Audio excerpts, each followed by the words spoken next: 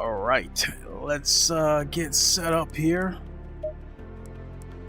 Get the controls together.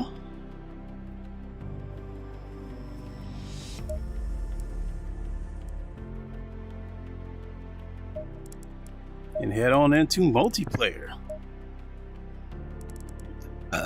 So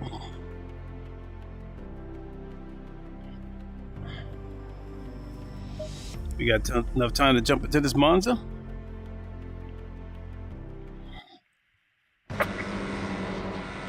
Three minutes of qualifying left. 146.8 is the fastest lap. And we will get to the intros here soon enough.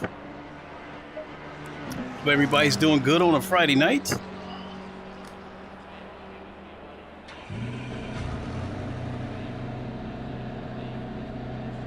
All right, let's get a couple of laps in.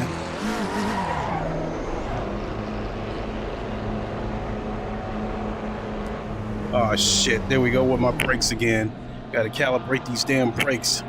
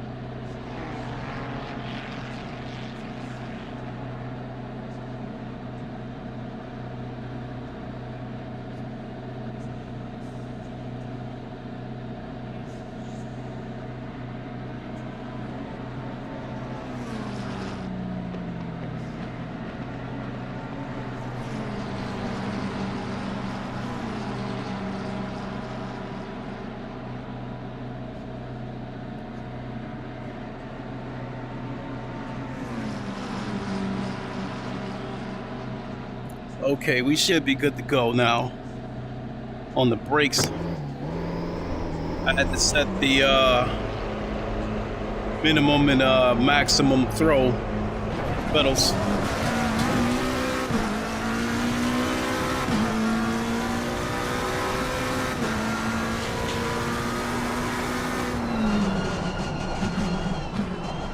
Let him go. There's another one, I'll let him go too.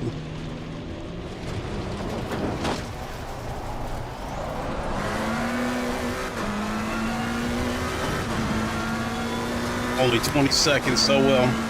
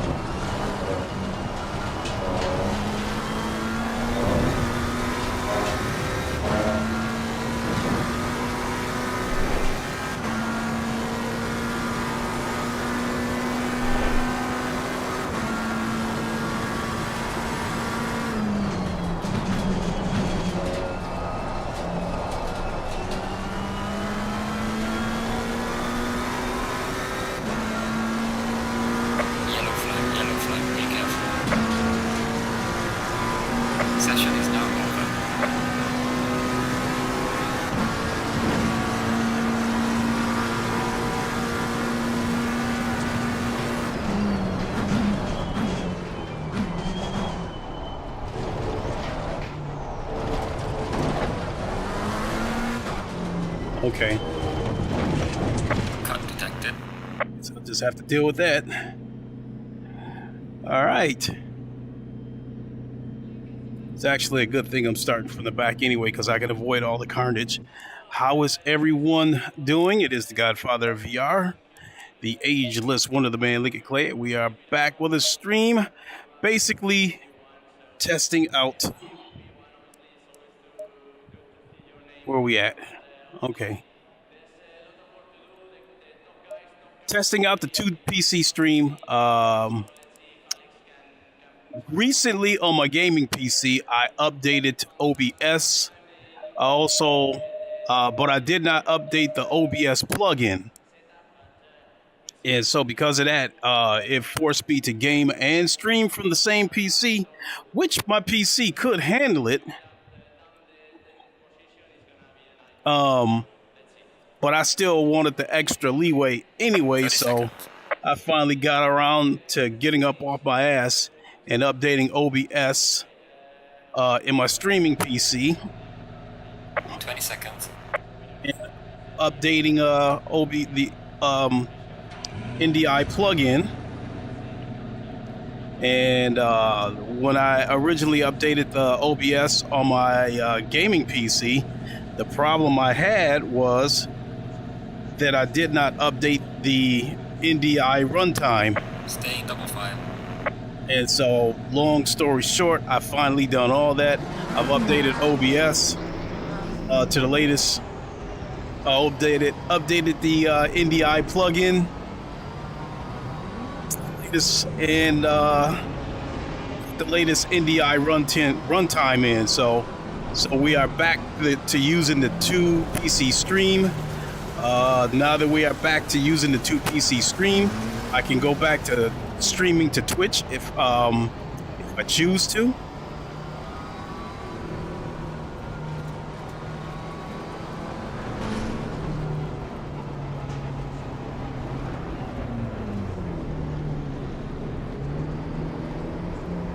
I'll let them go ahead. A lot of guys are parked on the side of the road. Give it all you can. That last the first shit.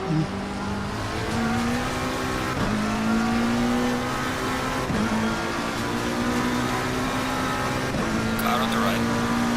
Clear on the right.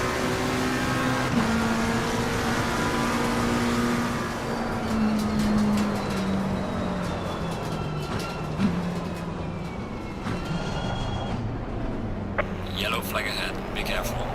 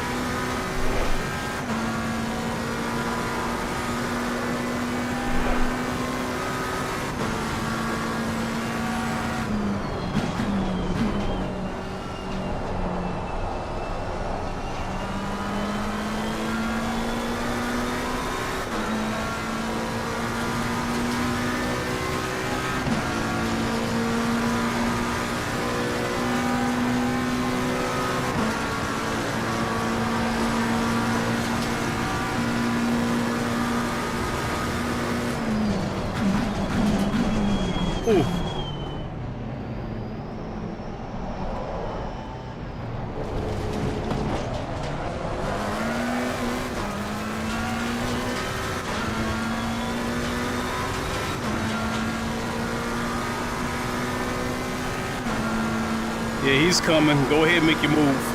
Car on the right. Clear on the right.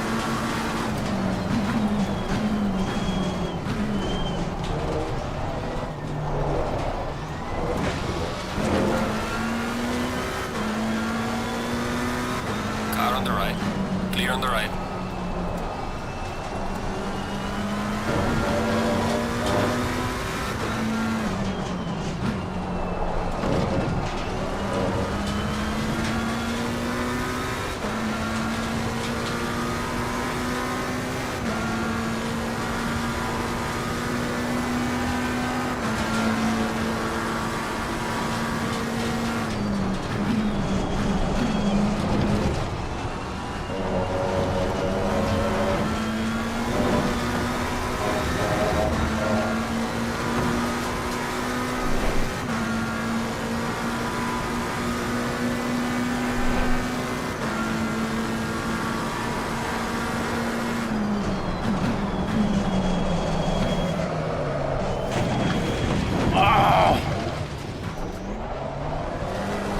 Me.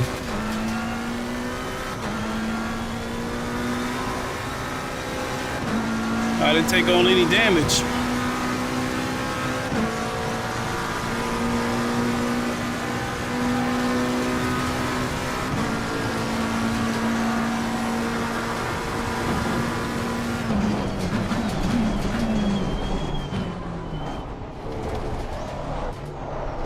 Yellow flag, be careful. Slow car ahead.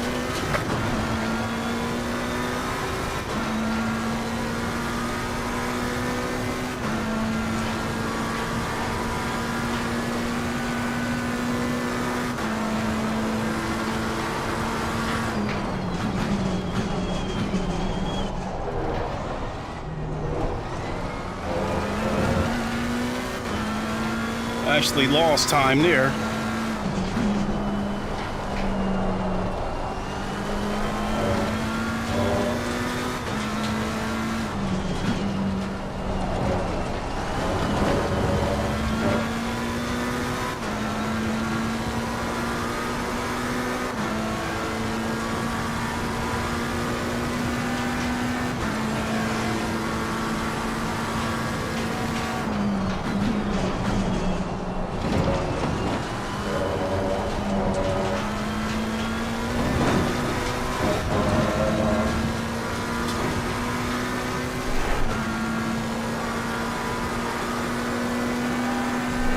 Slow car ahead.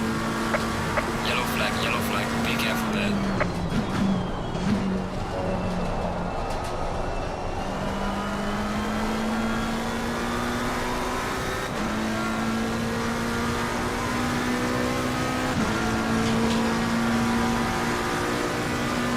Well done, mate. The fastest lap so far. All right, let's go. Yellow flag in sector 3.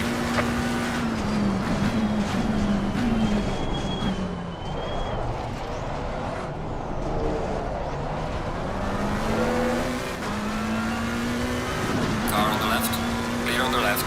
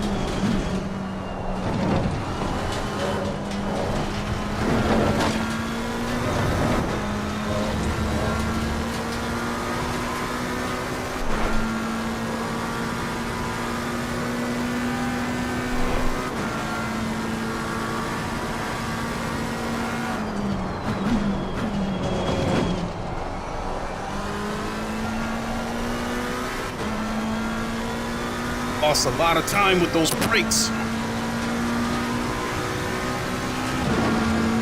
Car on the right. Clear on the right. Well done, mate. Personal fastest lap. I was on pace to set a 149.2, but on that last turn I hit the brakes late.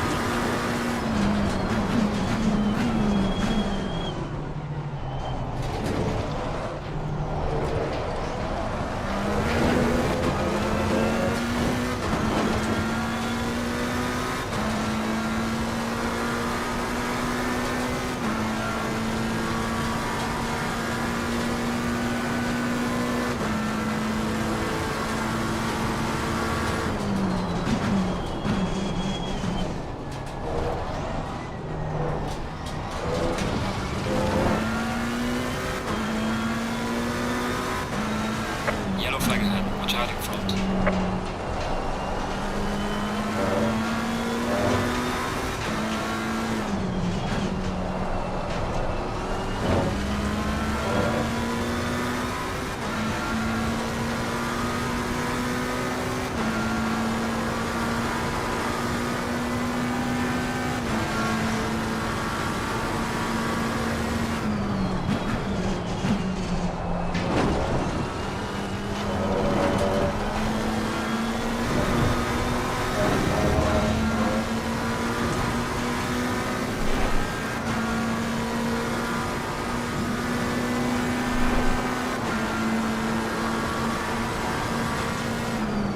Car on the right. Clear on the right. Man, what a fucking idiot.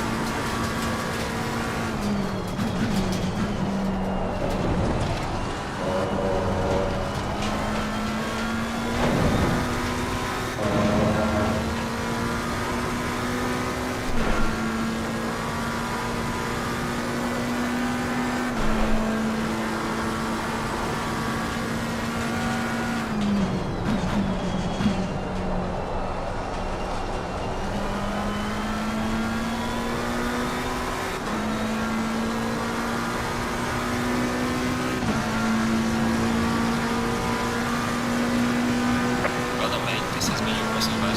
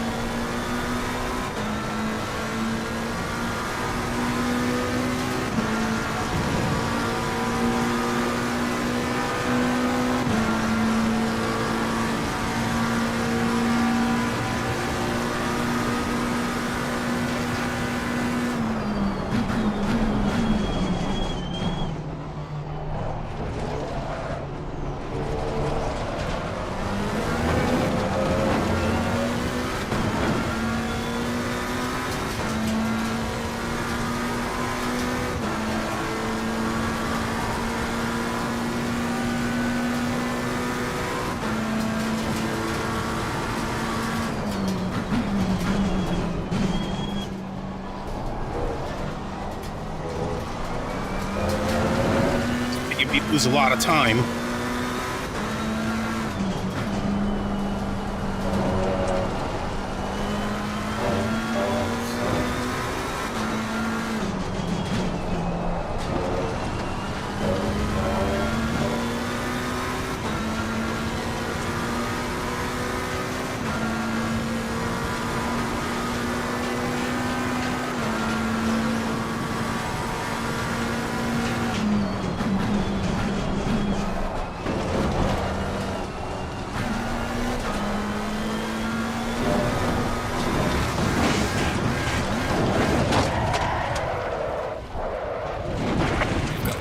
At the rear. Oh no!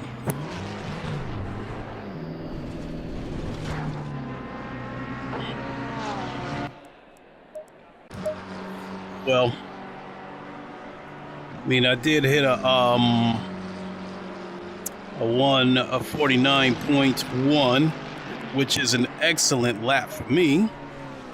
So at least on this track,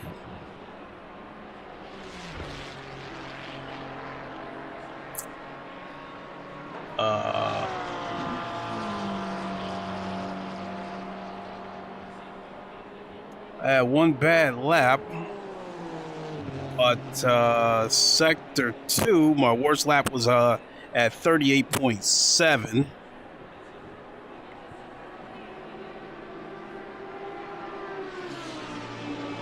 Sector 1.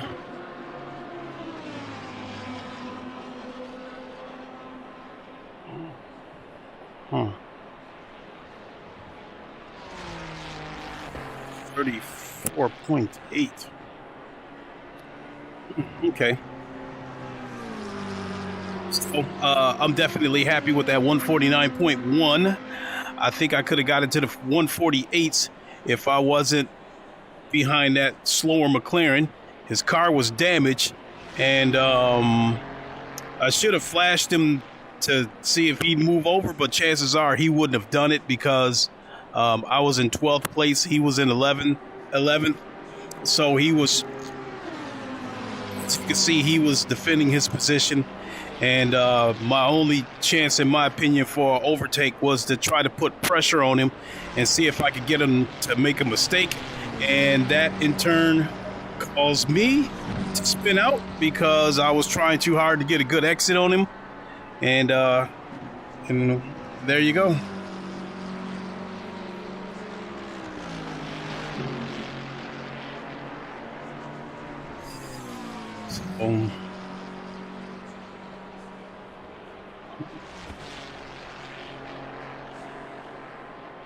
Anyway, so yeah, I probably won't be on here too long.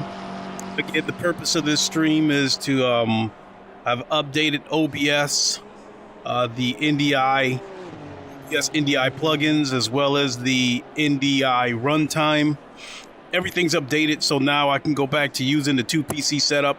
Although my gaming PC that I'm sitting at right now has enough overhead for me to do everything, game stream everything from the same PC, but I still wanted to free up some overhead, so I went back to the 2 PC setup. And in my opinion, with me having 3 PCs, there's no reason for me not to do a two PC stream, unless my son happens to be over here and he's got one of the PCs. But that's still, being here still has no bearings, because my streaming PC is in the bedroom, and it's used mostly for streaming PCs, or if I'm up in the middle of the night and I want to do some quick gaming. That's about it.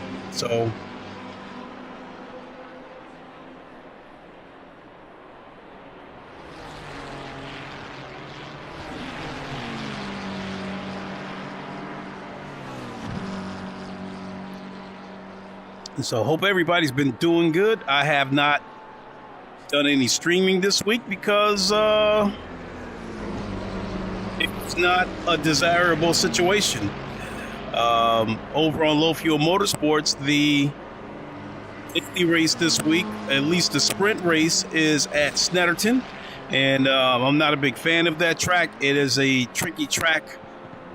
And the 45-minute races at Watkins Glen, which I do love Watkins Glen, but I'm not very good at that track. But now that I've got my brakes calibrated, I don't know. I think I can go back to Watkins Glen, and probably need to watch some track guys first, because I think my fastest lap on Watkins Glen is 145.6. I'd like to get into the 144s.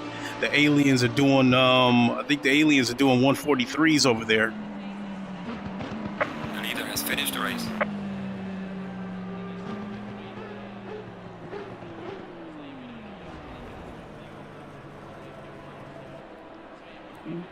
So, and then as far as GT7 goes, the daily race over there is okay. It's Suzuka for the GT3 class.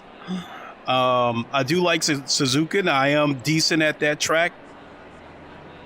As far as the BOP goes, they're on hard tires, which I can deal with it, but mainly, more than anything, was I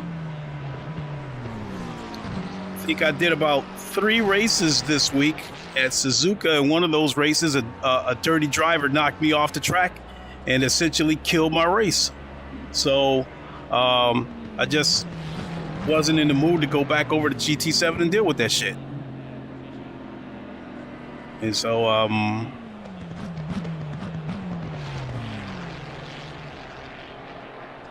I don't know, maybe I'll do a GT7 stream tomorrow,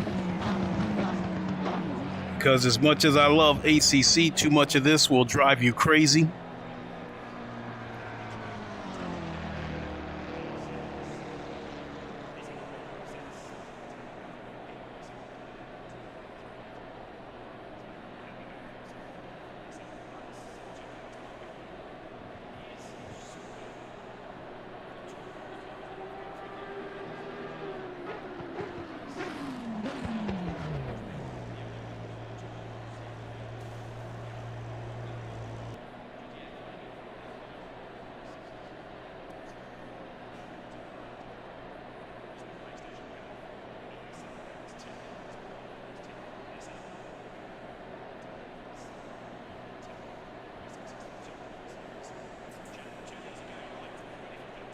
So that's the end of the race. Looks like, there we go. Qualifying. Green light, give it all you can.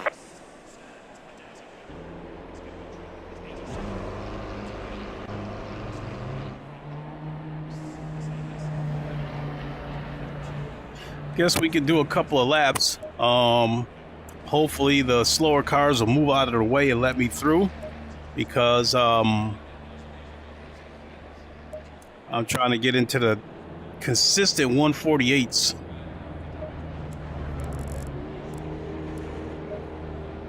I can hit 148 when I'm doing a good lap, but I'm not consistent. I can do consistent 149s.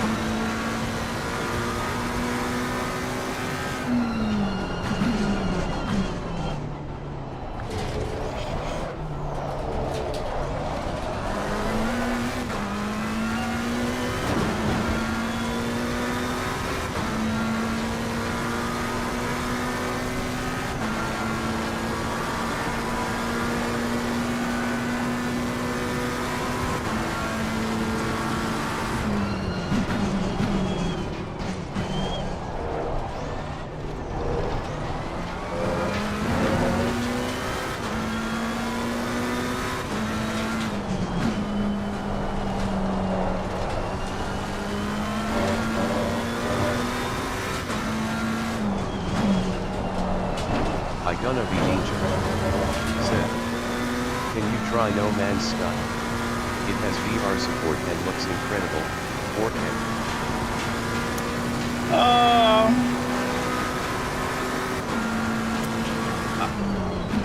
I did No Man's Sky last week on PSVR 2. It looked pretty good, but it did look noticeably better. It did look noticeably better on PC. Car on the right. Clear on the right.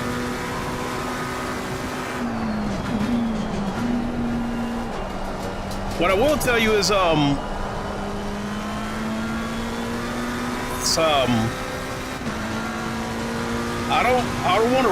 don't want to mix and match that much in terms of my channels.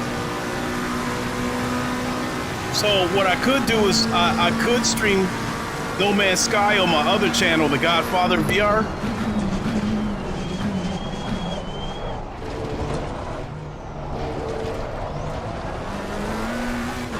So if you check the description, you'll see links to my to my Twitch channel and the other channel, the Godfather of VR. So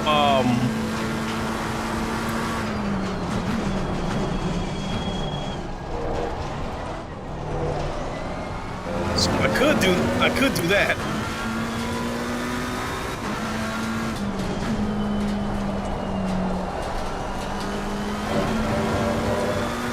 How you been anyway? How you been doing, Ninja? I'm gonna be Ninja. Said. Oh, okay, thanks. So yeah, the purpose of it was, this channel is supposed to be dedicated to VR sim racing. You know, every now and then I'll go off the path and stream other VR stuff.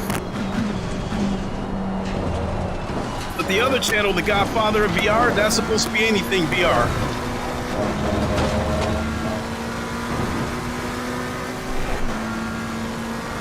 So, I mean, I'll be ready to end this stream here in a few minutes. The only purpose of this stream was just to test the two PCs.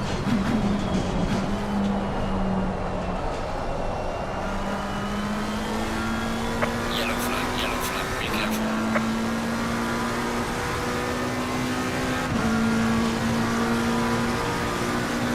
149.3. All right, I'm good with that. At the moment, that qualifies me second. I gonna be Ninja. Said. Okay, sounds great. I just love No Man's Sky look. but I haven't really got a lot of time. Said, it looks amazing. It does look well, but I'm going to finish this lap and then I'll tell you my experience with PC and PSVR 2. Car behind.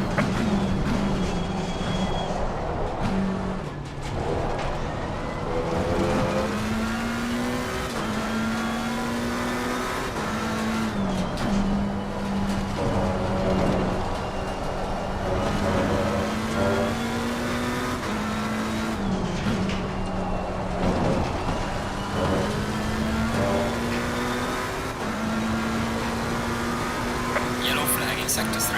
I had 148.9 for a second.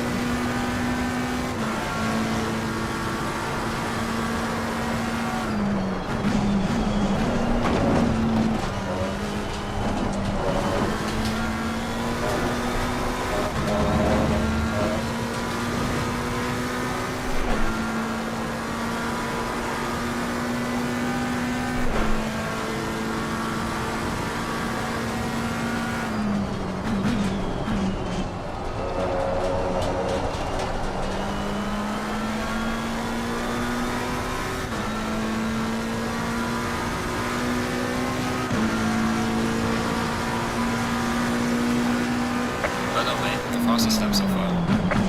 I've been validated. 49.2 at the moment. That qualifies me 6th place. So all I really want to do is just get back into the consistent 149s, and when I'm zeroed in, I can hit the 148s. The aliens are doing 147s. Super duper aliens are doing 146s, and then you have the anomalies like UKOG, who was turning in 145s on his track. It's just like unheard of. I had never really seen that before on this track across any platform in a GT3 car. So my experiences with No Man's Sky after the update, because shout out to Hello Games for the No Man's Sky update, because to me they gave PC and PSVR 2 the update. So they didn't try to give you one to try to force you in that direction and then come back to the other one, because I do think that Sony, both Oculus and Sony are doing it. I think they're paying devs for exclusive rights, or timed exclusivity. And in the case of No Man's Sky, PC and PSVR 2 got the update, and they both look good. True Virgil said, "What's up, Lincoln?" Hey, True Virgil, how's it going? I am doing good. So, I will say that the PSVR 2 version of I gonna be this ninja, guy said, "They turned that game around so much it launched so badly, as you know probably." I gotta give them a shout, because they just keep updating that game and keep adding to the game.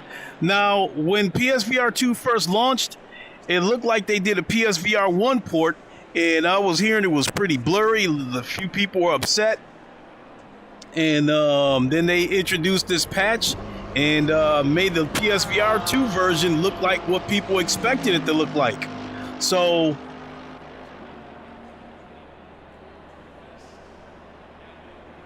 I give them a shout for continuing to support this game. And then I went over to PC through this Oculus Quest Pro along with a beefy PC. That picture was just extra sharp, and it ran buttery smooth. So in the case of PSVR 2, it did look good. For the most part, it ran good, but then it had its moments where it was like chugging a little bit. And then the big thing that, unfortunately, that I saw, it wasn't terrible, but it was still there, and that was the reprojection. On PC, it was a razor sharp picture. It ran like butter, and no reprojection. And I didn't even have to turn on DLSS.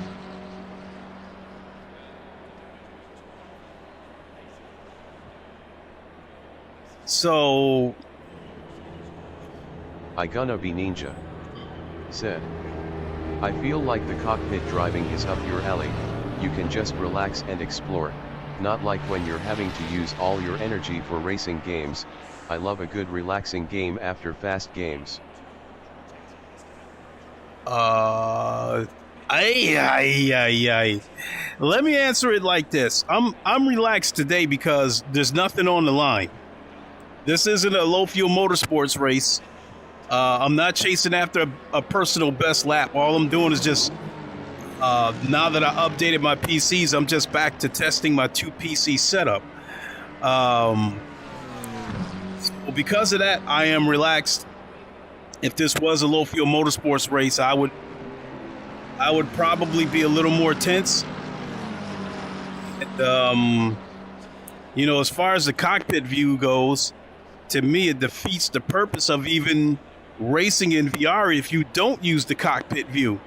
Although you can choose any view you want, and that's one of the areas where GT7 on PSVR 2 is lacking, because you are restricted to the cockpit. You cannot change angles. You can't go to the bonnet, the hood, chase cam, or anything like that. So in the case of this game here, any angle that you can race in flat screen, you can race in that angle on VR. So basically anything, I think anything you can do flat screen in this game, you can also do it in VR. That's not the case with GT7 on PSVR 2. There are some compromises. I've seen the compromises, and there's a number of them. But I think GT7, even if it's on the PS5, I think it is a demanding game. I gonna be ninja. Said. I get tense with Battlefield on PlayStation 5, but relax with Witcher 3 or a campaign game. A campaign game, I can see that, because no matter how many times you get killed, you can always come back to it. A game like Battlefield, if you're playing online, yeah, I could see where you would be tense. You're on the field with 128 people.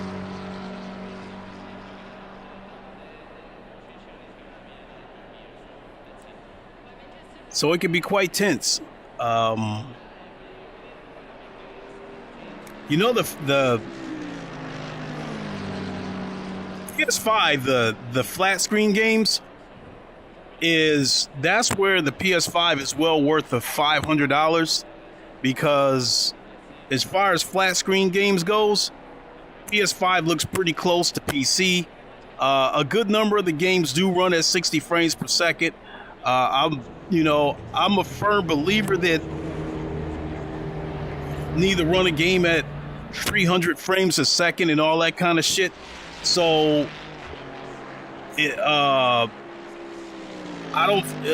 that being said, if it wasn't for this game, I wouldn't have built such a beefy PC. The 3080 Ti that I have, that was actually,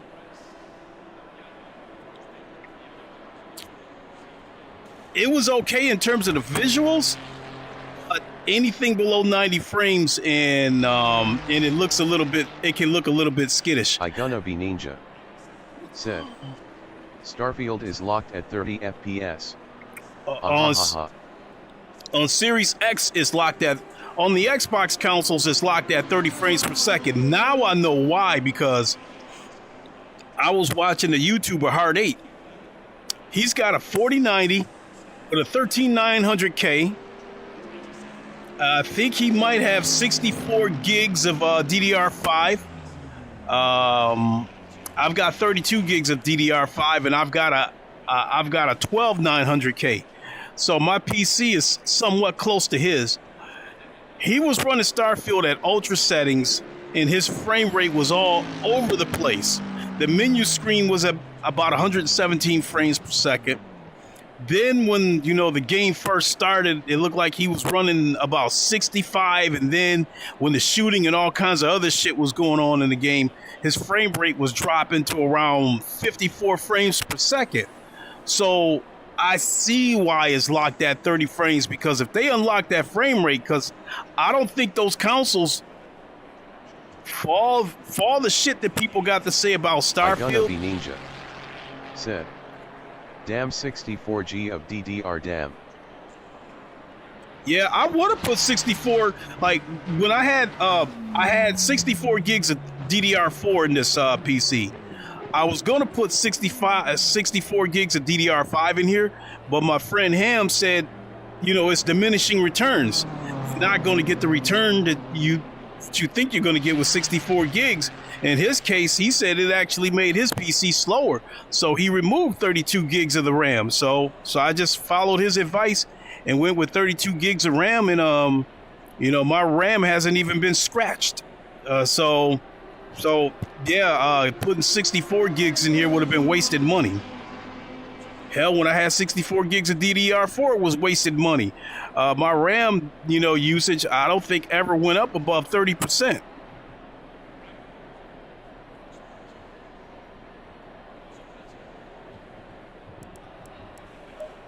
I gonna be Ninja said, I subbed to Ham too.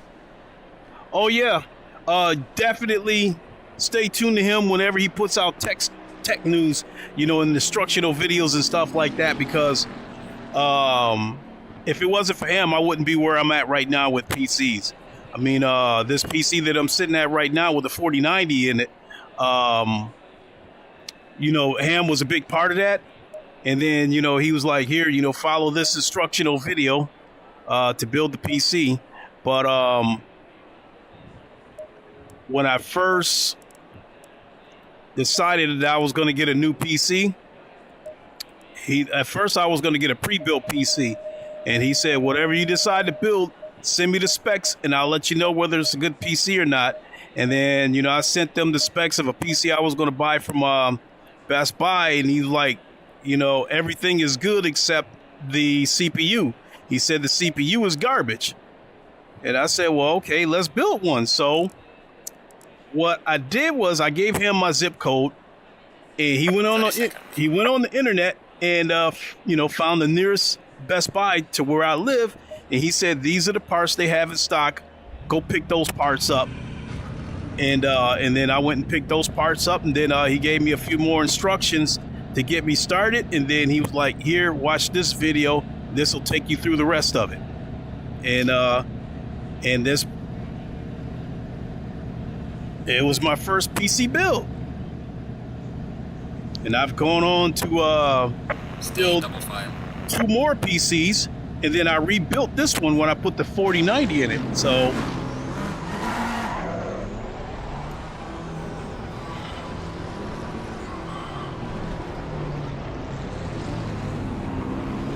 I gonna be Ninja said, what's your most anticipated VR game coming up? Thanks. My most anticipated VR game, in terms of one that hasn't released yet,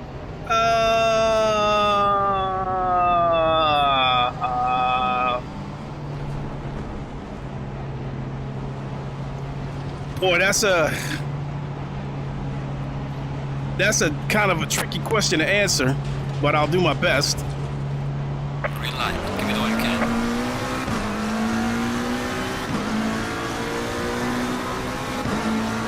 What? I'm thinking I'm gonna let these. I gonna be Ninja said, for top 2 or 3. Car on the left, clear on the left. Well, the reason why I was saying it was such a tricky question is because the games that I'm looking forward to, I kind of already have them.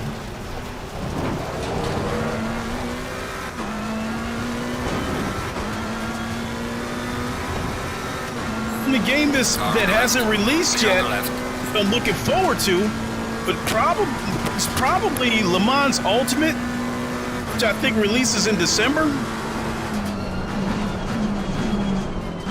Car on the right, clear on the right. As far as VR game, well, yeah, Le Mans Ultimate is going to support VR.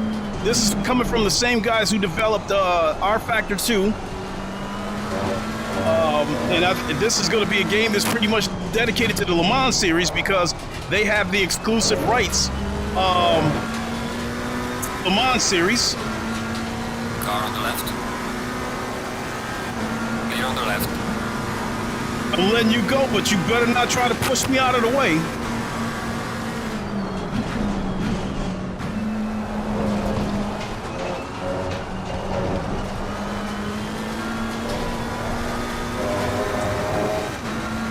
All right. Alvo is coming up here next week.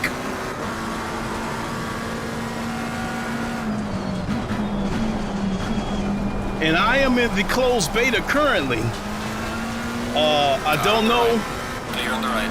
If I had to sign an NDA. I gonna be ninja. Car on the right. Said, Clear on the right. if you enjoy Isles of Man, the motorcycle races.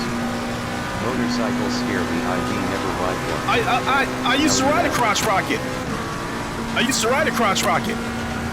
So I'm definitely aware of the Isle of Man TT, as well as the AMA and the FI and the FIM. So I used to watch a lot of crotch rocket racing in MotoGP. Used to watch some Valentino Rossi and Nicky Hayden and the Bostrom brothers. Eric and Ben Bostrom. Clear on the left.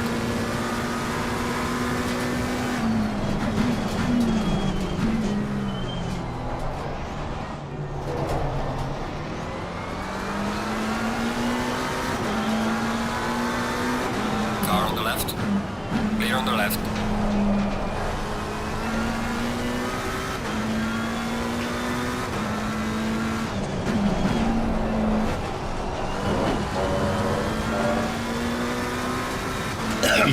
Yeah, this is getting dicey. It's gonna be another wreck. 'Cause none of these guys want to back off. They like me, they're forcing me to keep pace with them. Yellow flag ahead. Watch out in front.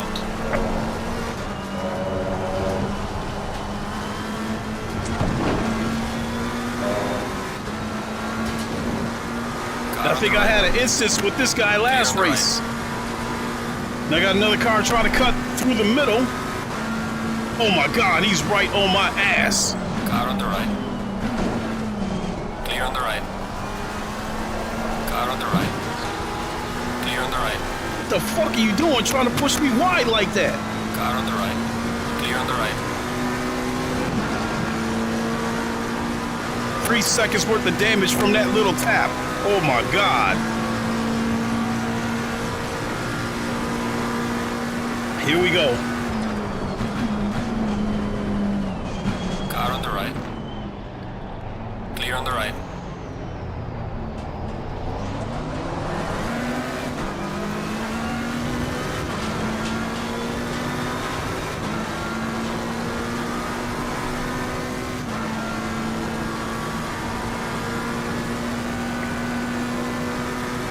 I don't think this is going to end well either. Slow car ahead. Car on the right. Clear on the right.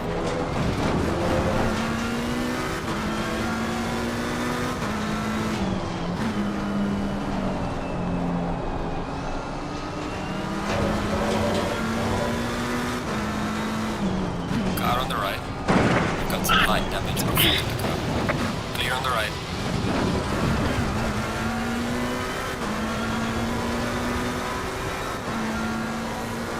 More damage, another 3 seconds worth of damage.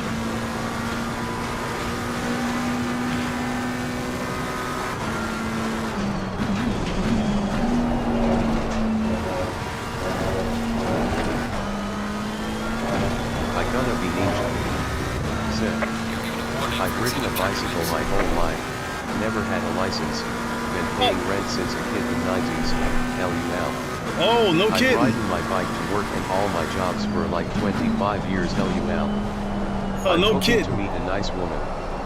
I gonna be ninja. Said, to help with bills and stuff. Well,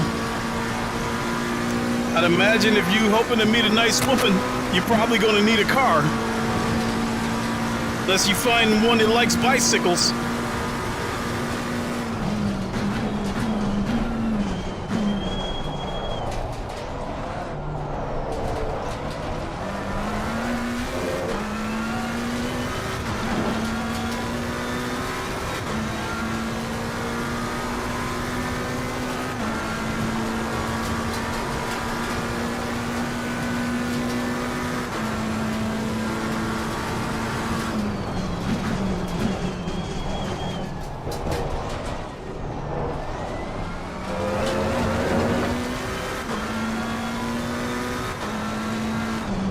Slow car ahead.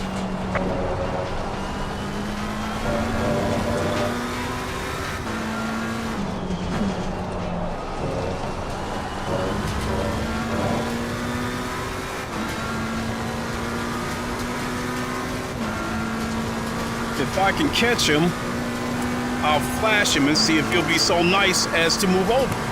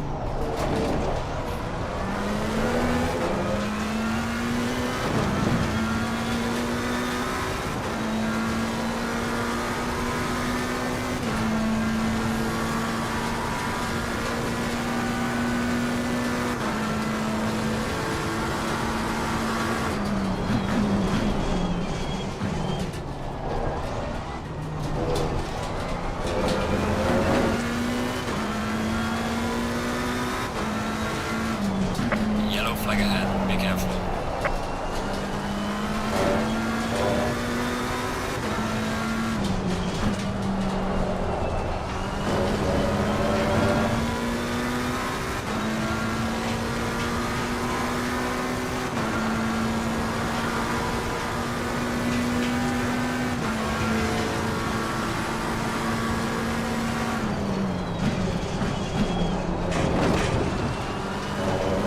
I gonna be ninja. Said.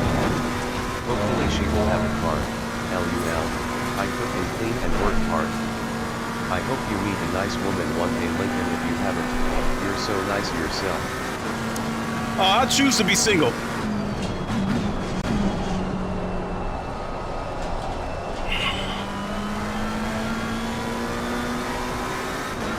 I was in a relationship a few years ago, and I just found out that wasn't for me, so.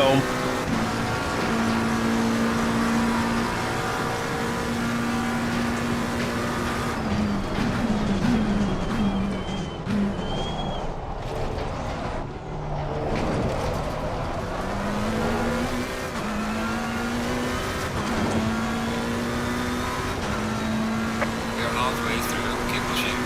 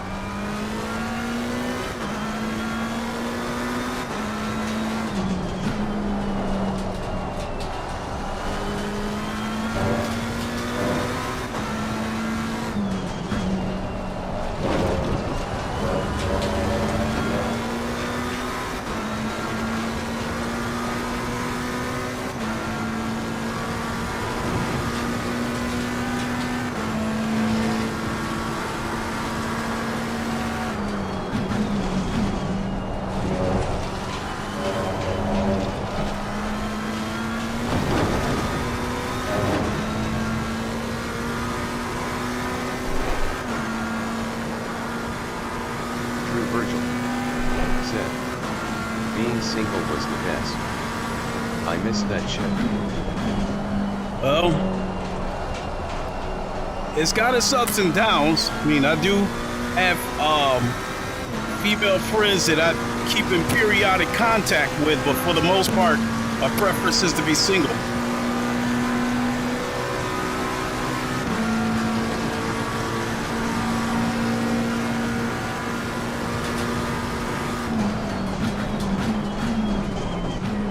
I gonna be ninja said, I respect that, bro.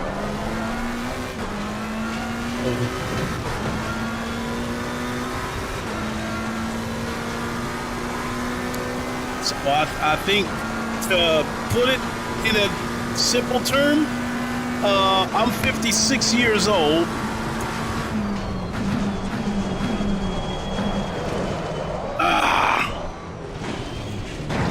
So much for that.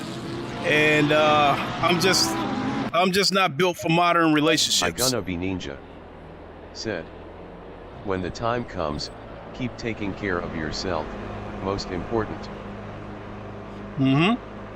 Absolutely. My focus is on my son and getting him ready for the real world. He's 17 years old, and be graduating from school in another year. So I got to get him ready for life, to get ready to get out there and face the real world. Make him understand that nothing's going to be handed to him anymore. He's going to have to work for everything.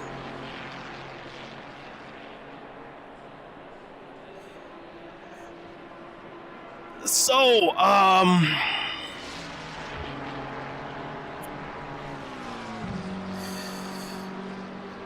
upcoming VR games that I'm looking forward to. Yeah, there's really nothing coming up. Coming up that nothing coming up where I say, man, I can't wait for this game to get here. Anything that I was looking forward to, I already have it. I mean, at one point, even though I still want it to happen. There, most of the VR games that I play, I prefer to play them on PC. But when it comes to multiplayer games, I definitely want to see those games go to PSVR too. Because the bigger the user base is, the more the game can thrive. And so, Alvo, for instance, that releases next week, I believe, is going to be a crossplay across all platforms. And when I mean all platforms, I'm talking PSVR 2, the original PSVR, and the standalone headsets. I know it's on Quest 2. I don't know if it's on the Pico headsets. But if it's on the Pico headsets, I'd imagine, it'll be crossplay with those headsets as well. And there's a Steam release, and it's going to come to PC soon after the PSVR 2 release. Game like that, this crossplay across all platforms, is going to have a pretty big user base, even for a niche platform like VR. I gonna be ninja said, when I was 19 I didn't touch a female for 10 years and devoted myself to Kung Fu. I could do the splits and flip and everything. Then I had my son. I focus on him now too, bro. Absolutely. When I was a teenager, I took karate for about 4 years. It was studied Okinawan Shorin-ryu. But when I was a kid, I wanted to learn Kung Fu for obvious reasons. It was Bruce Lee.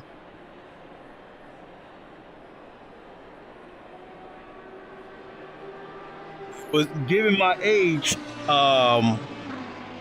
I was 5 years old when Bruce Lee died, and I didn't really realize who he was until like a couple years later. Because what made me realize who Bruce Lee was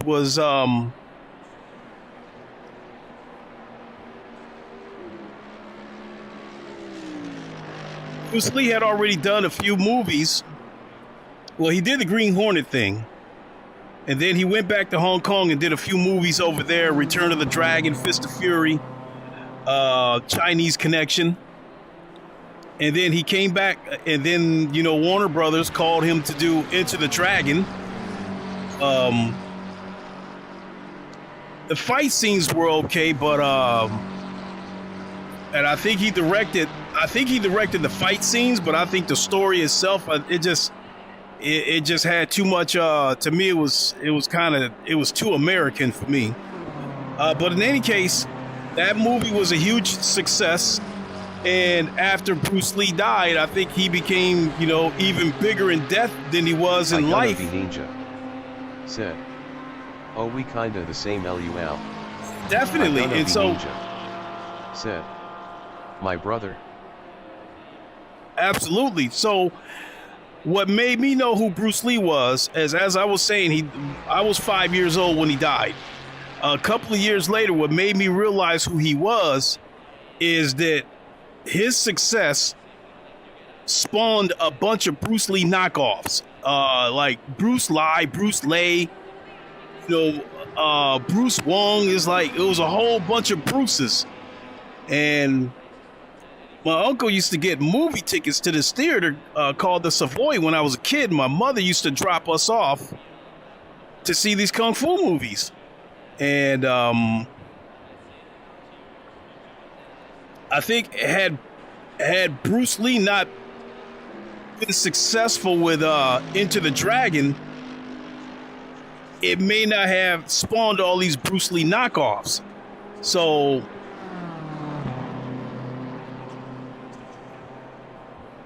when I think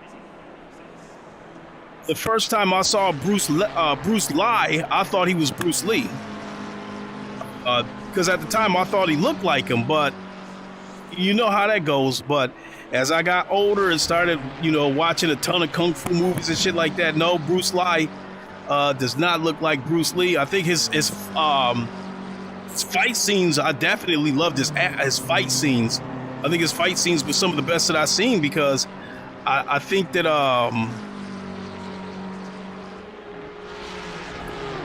I think maybe Bruce Lee, his fight scenes, probably the best.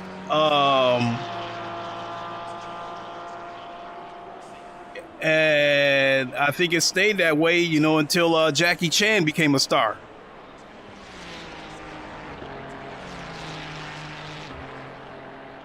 There's only 50 seconds left in this race, so. But yeah, you know, every now and then I'll pop in a kung fu movie.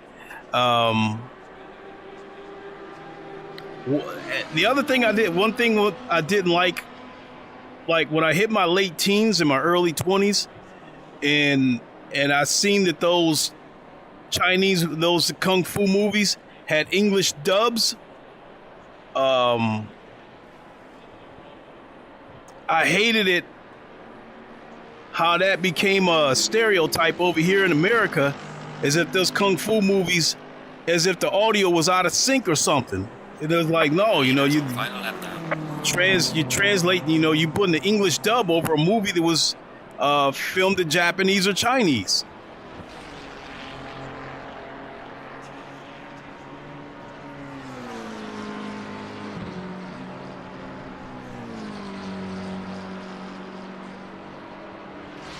I think I did a 149.5.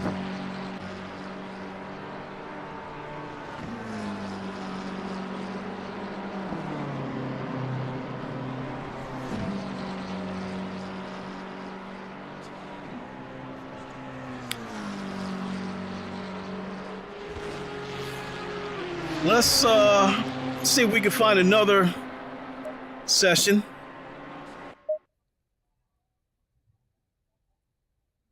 And it froze.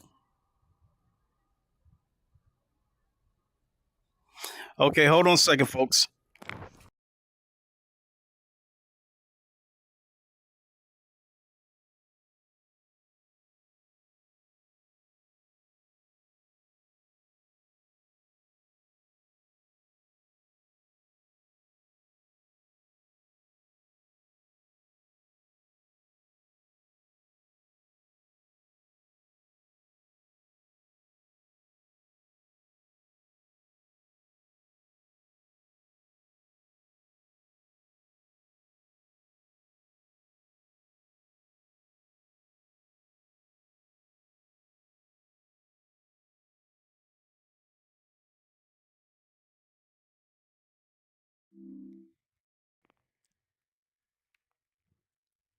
I guess we can mess around with some Automobilista 2 for a second.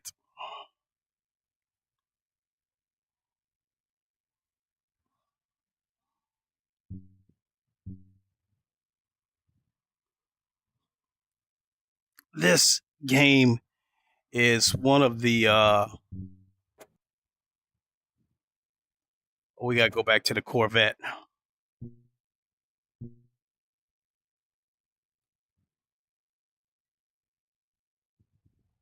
Go to the GTEs and get the Corvette.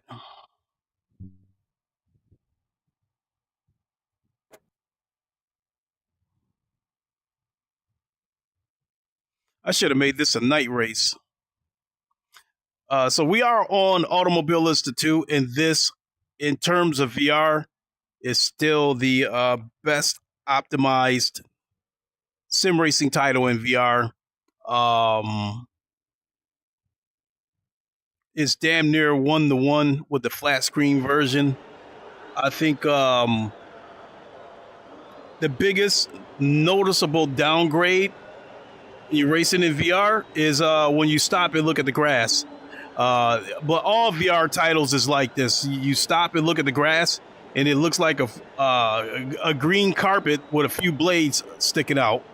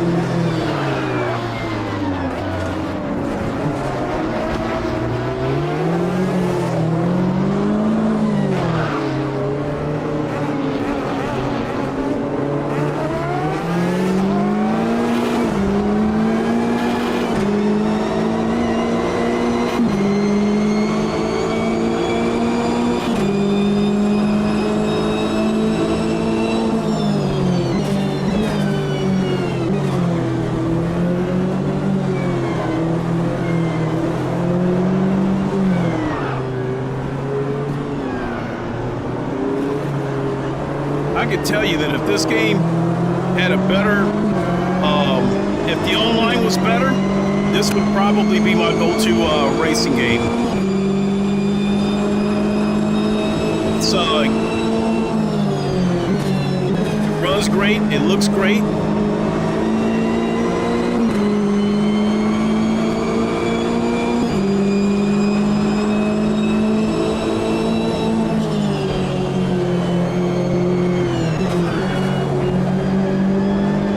Attention to detail in this game is incredible. Like, for instance, you can burn a flat spot into your tires. Now, I'm looking down right there at the wheels. You see there's all green. I am going to slam on the brakes on purpose if we get to a straight so I can burn a flat spot into the tires. And it responds to force feedback. You'll feel a thump, thump, thump. Force feedback. So, I mean, definitely attention to detail.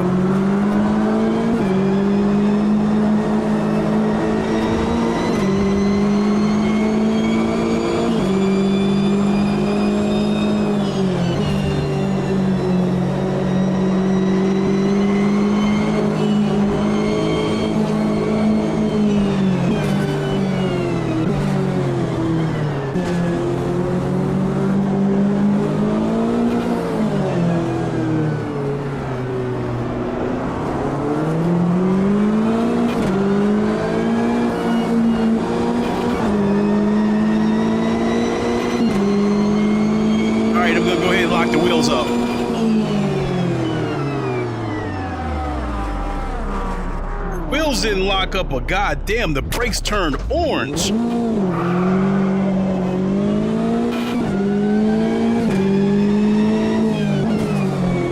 look at that shit. The brakes, oh my god. That heat in the brakes. That is, I mean, that is an amazing detail. And then I locked up the wheels. I don't know if you guys saw it.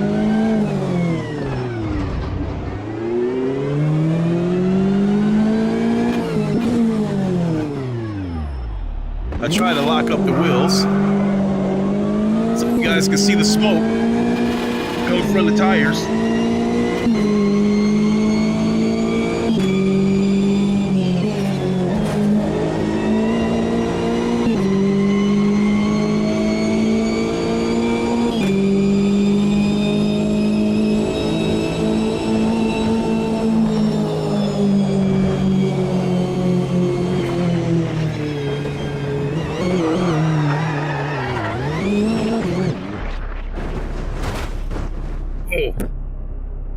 Got 100 worth of damage in the back. Yeah. So yeah, we will leave this.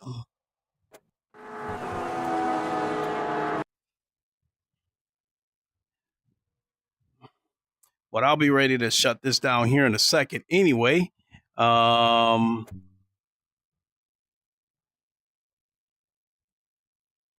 And then try to decide what to play. In the event that I do come back and play No Man's Sky on my second channel, the Godfather of VR, I would probably go ahead and play the PC version because it looks and runs better than the PSVR 2 version. Although, not gonna lie,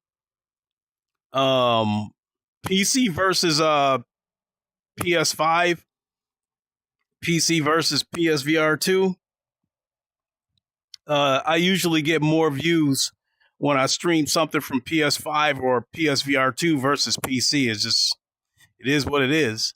I've done streams where I've streamed a set of Corsa Competizione from PC and then turned around and streamed that same game on PS5 and got double the views. So it is what it is.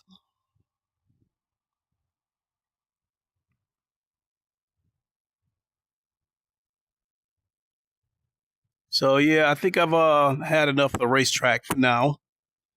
And figure out what to play. Now maybe you guys will see me here in a couple hours. If not, we'll figure something out in the morning. MR617 Bean said, so I traded my Steam Deck for a Quest Pro on the Facebook Marketplace. Whoa! So, are you happy with that trade?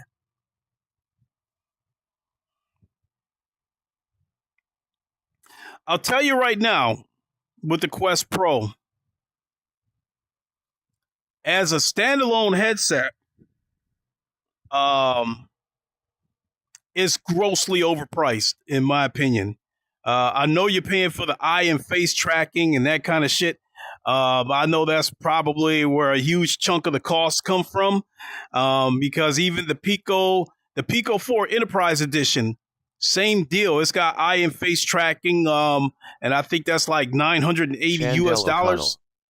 Said, sup, bro? How's it going? I'm doing good.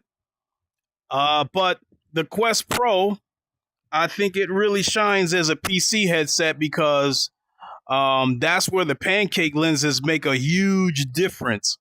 You get edge-to-edge clarity. Bean said, so far I am. Okay, cool. I mean, I'm just being realistic. If you're just looking for standalone games, I think a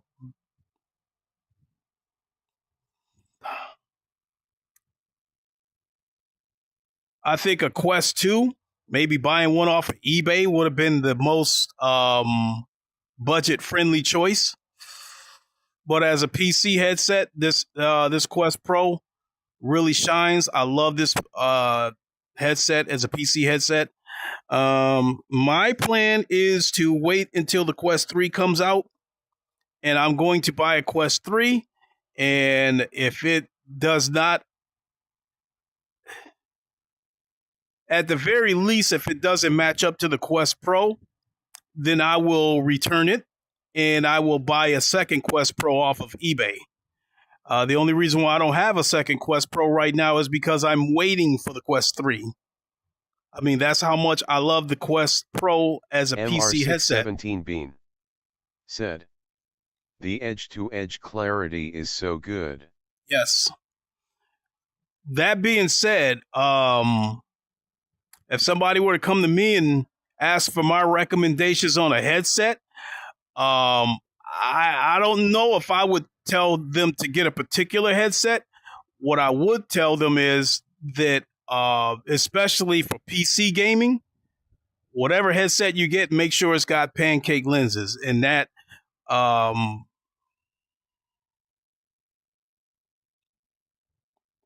a lot of people may feel that the Plus 3 might be a little bit overpriced at $500, but I think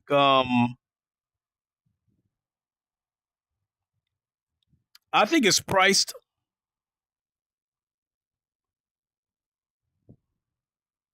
I think when you compare it to the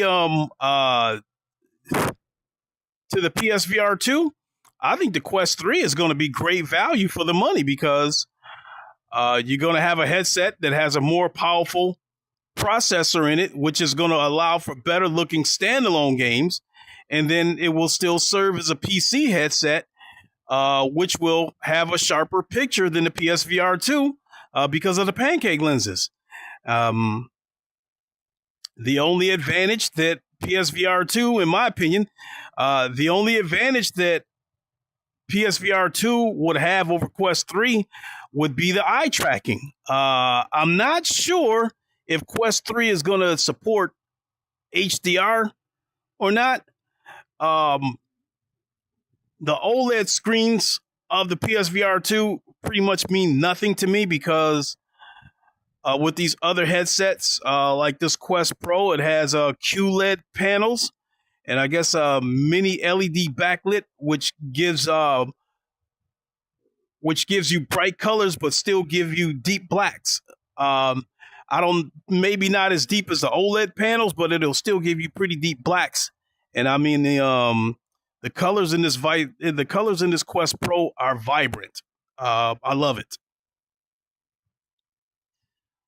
So that being said, if somebody were to come to me and say, I'm going to get a PSVR 2, I will say go for it. But if they came to me and said, what would you recommend? Then I would recommend getting a PC. And then as far as the headset goes, if you want the best possible headset at the lowest possible price, then I would probably recommend the Pico 4 or the Quest 3, even though I haven't had a chance to try either of those headsets. But just the simple fact that they've got pancake lenses is good enough for me. And I think with the Pico 4, I don't know what the performance is as far as using it as a PC headset. I know with the Pico 3, it has a native PC connection through the display port. I'm not sure if the Pico 4 has a native connection. I think you might have to do it wirelessly.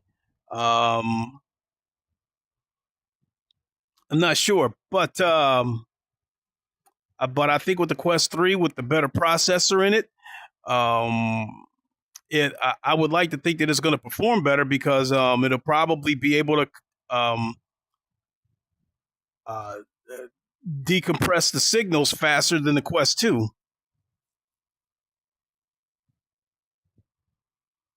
So, but in any case, that would be my recommendation. If you were to ask me what should I get, I would say PC, and I would Pico 4 or Quest 3.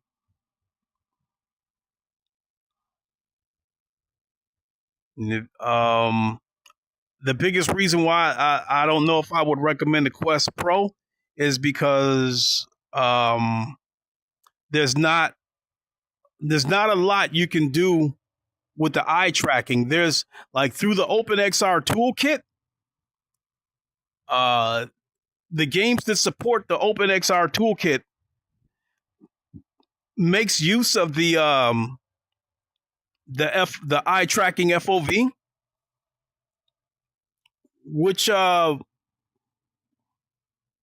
which saves resources on your computer. It'll still give you that clear picture, but not taxi PC as much. Bean said, are you able to get foveated rendering working on your games with the Pro? Only on the games that support it. So with the OpenXR toolkit, there's FOV support on the games that support it. There's FOV on there, and what you would end up seeing is in the center of the of the headset, in the center of the screen, everything's going to be clear, and then the outer edges are going to be distorted. You're going to see static, like black snow, whatever you want to call it. But in the case of the Quest Pro, when you have FOV eye tracking, wherever you look is going to be clear. And then everything around it is going to have that, it's going to have the downgrade. It's going to have the distortion, the pixelation, whatever you want to call it. And so ACC supports the OpenXR toolkit, and that's where the eye tracking FOV is huge, because a game like any racing game, to be able to keep my head still, but still be able to move my eyes around to see curves coming up is huge. Whereas, like when I was using the G2 and using the OpenXR toolkit, because of the distortion around the edges of the lenses, if there's something that I wanted to see clearly, I had to look in that direction.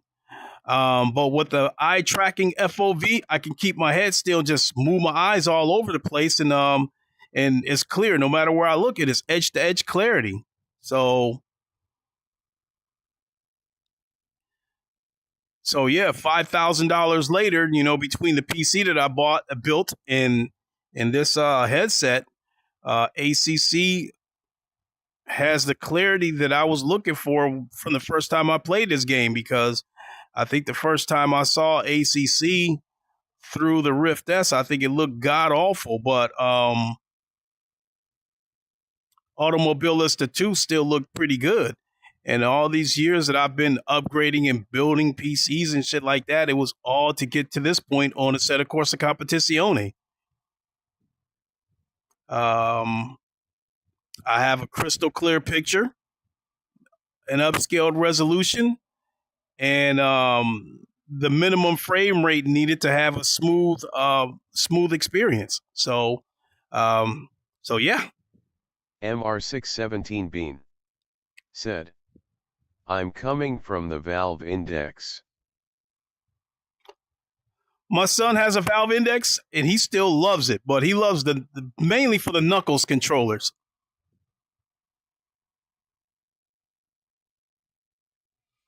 But I haven't told my son, because I don't want to go through the hassle of trying to set it up for him. But I did see a video where there is a way where you can use third-party software and use the Quest Pro with the Valve Knuckles controllers.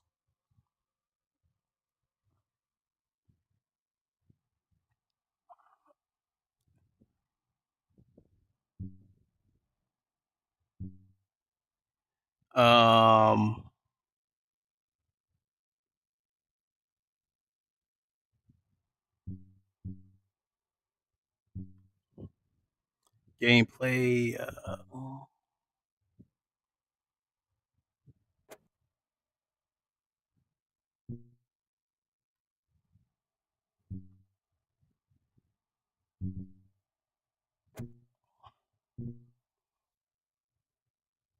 Hey, why not? I think this might have been a race that I did with him about a month and a half ago.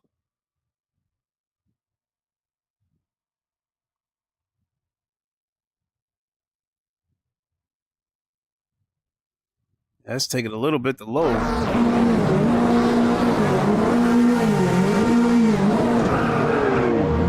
yeah, there's Ham up there in first place.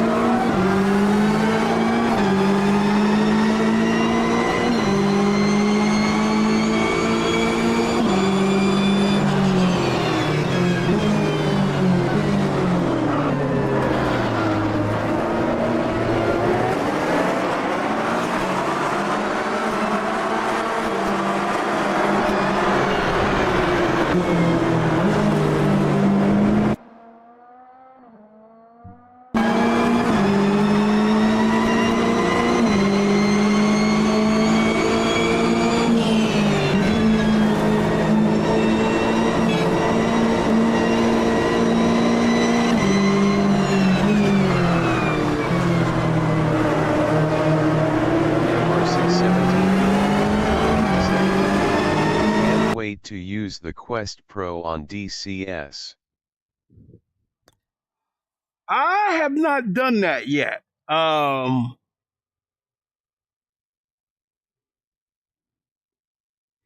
Because DCS has a pretty big file, and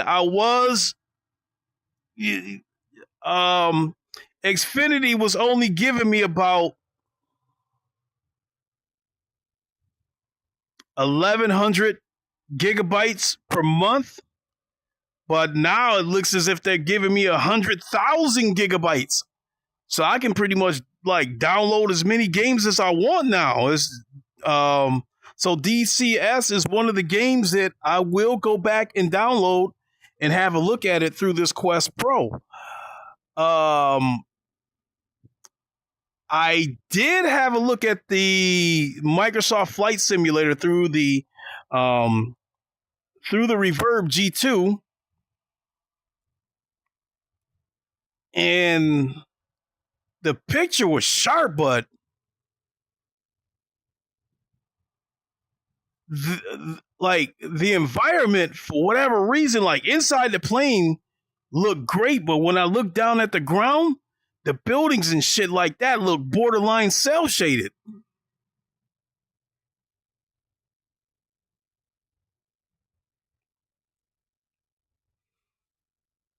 I don't think I've had a chance to look at Microsoft Flight Simulator through this Quest Pro, but eventually I'll get around to it. Now, I've gone through several games in my library to look at them through the Quest Pro, and some of them, the Quest Pro has made some of these games look like a totally new game, but some of them have not aged well either. And I think Asgard's Wrath is one of them. It's still a good looking game, but it looks old.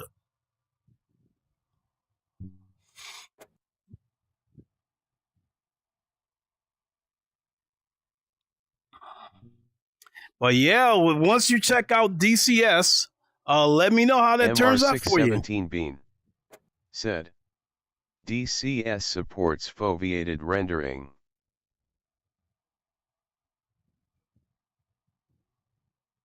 Oh, I assume that you're probably saying that it supports FOV through the OpenXR toolkit.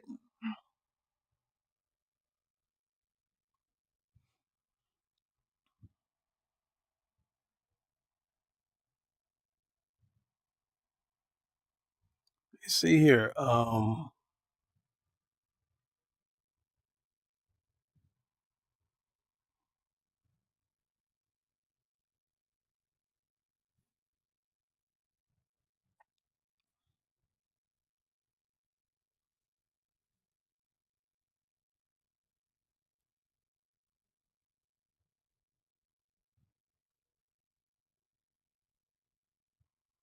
What other games could I have a look at?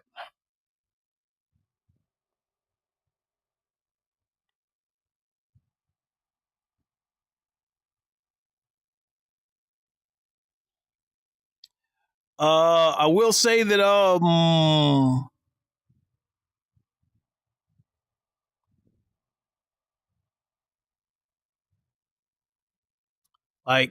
Pavlov is razor sharp on PC through this Quest Pro. Just unbelievably sharp. Contractors as well. Um,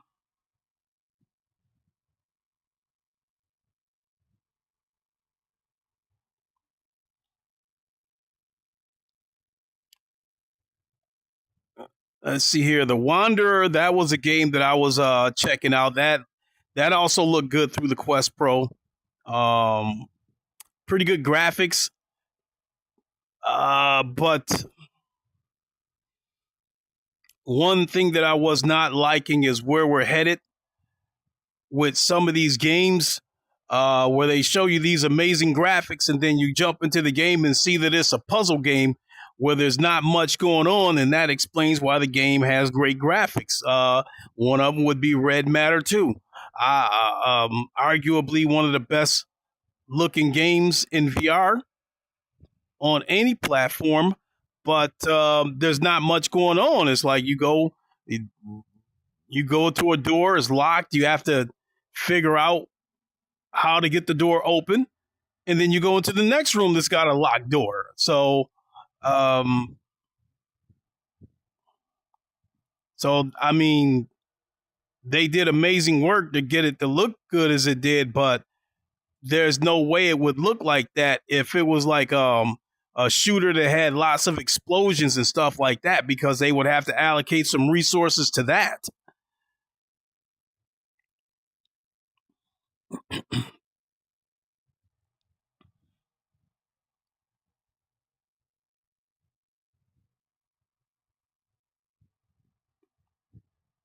But yeah, the Wanderer was a really good looking game, although it's a puzzle game. MR617 Bean said, I just wish it had the depth sensor. Now I think I saw some videos that, now I guess the Quest 3 is supposed to have that depth sensor. Or I guess the Quest Pro was supposed to have it, but I think they didn't do it because they hadn't perfected that depth sensor yet, or it would have like drove the cost up, because the Quest Pro did launch at $1,500.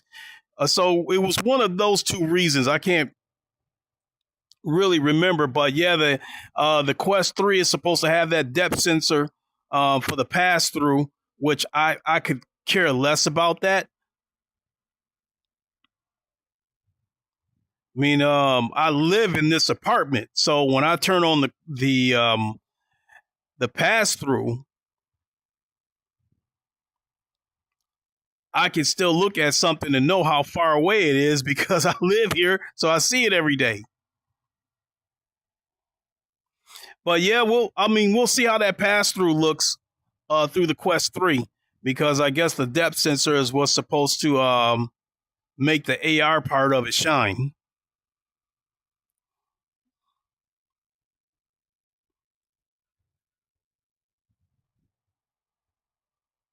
Ooh, excuse me.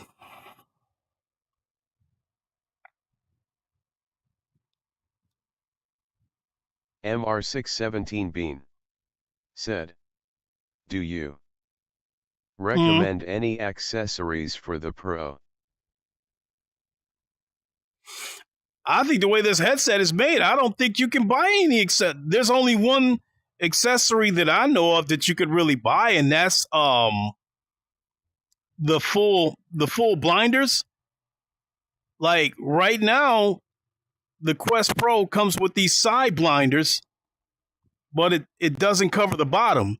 So there is, you can look out the bottom of the Quest Pro, which I'm sure you know that, and you can see, whatever's going on at the bottom. At first, I didn't like it, but now I'm okay with it because, like, if I need to, like, see something over here on my makeshift table, I can lift my head up and just see out the bottom of the headset. I just gotten used to it. But no, there's no custom head strap or anything like that. You can buy it for the Quest Pro. But I'm perfectly fine. I don't really feel like I need any accessories for this headset.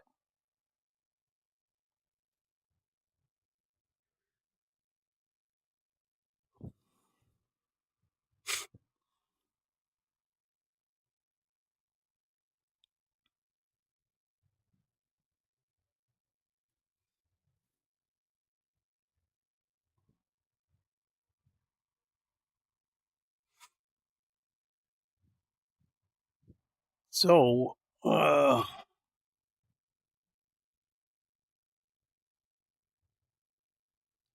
Jesus, probably got to be about midnight by now. Midnight time here. So, I guess I'll go ahead and shut it down. Grab a bite to eat, watch a little bit of YouTube, and take a nap and get back up in a few hours. Plus, I got to meet up with my brother in the morning because he's supposed to do some work to one of my cars. So yeah, let me do that. Go ahead and grab a bite and get a nap in. We'll see what time I wake up and go from there. If I don't stream something in the morning when I get back up, then I'll stream something later on in the afternoon after I get back from picking my son up. So we'll definitely want to thank you all for watching. I really, really appreciate it. This was more or less a test stream because I've gone back to the 2 PC setup.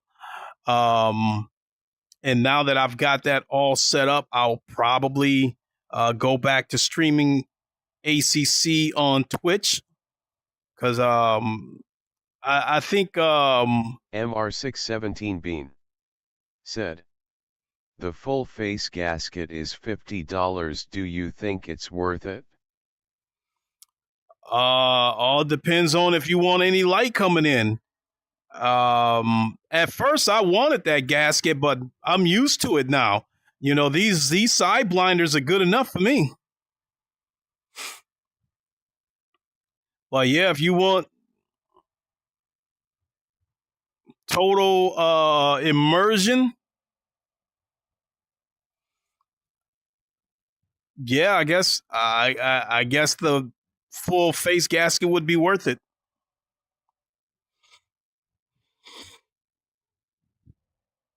Ooh, excuse me. I don't know if you got much of a choice either because I don't know if there's any third party face gaskets out there for the Pro.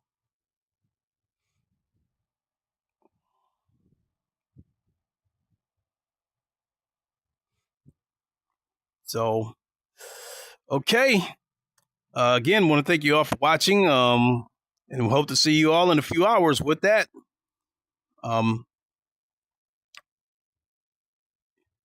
Until the next time, you all know the line. Wakanda forever. Long live the king and deuces. See you soon, everybody. Have a good one.